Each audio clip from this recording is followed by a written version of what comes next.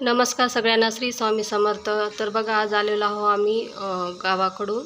तर 2 महिने पोरांना सुट्ट्या होत्या, त्यामुळे आम्ही उन्हाळ्यात तिकडेच होतो. आता शाळा सुरू झालेली आहे, त्यामुळे आम्ही इथे आलेलो आहोत. तर बघा, माझ्या घरातील पसारा खूप जास्त झालेला आहे. 2 दिवसापूर्वी मी येऊन डबे वगैरे घासून पुसून ठेवले होते. तर असे झाकून ठेवले होते, कारण खूप रात्र झाली होती. आम्हाला पूर्ण माझा दिवसच त्यामध्ये गेला होता. तर माझा काही पसारा आवरणं झाला नाही, म्हणून मी अशा पद्धतीने झाकून ठेवला होता.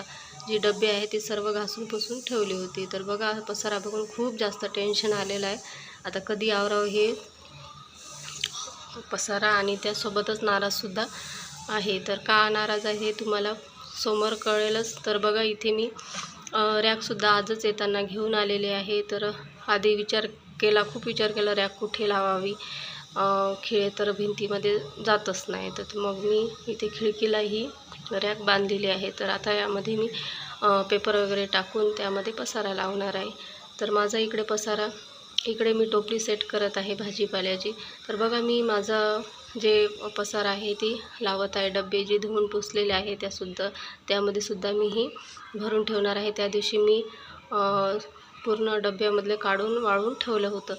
तर बघा, इकडे मी सर्व टाकून ठेवलेलं आहे. आणि नंतर आमचे घरमालक म्हणत होते आम्हाला की रूम खाली करा. त्यामुळे आम्ही खूप नाराज झालो, कारण इथे आम्ही 2 वर्ष राहिलो होतो आणि मी राहिलो होतो. त्यामुळे इथून काही आम्हाला जायची इच्छा होत नाही, कारण इथला एरिया एवढा छान आहे, इथले लोकंसुद्धा छान आहे.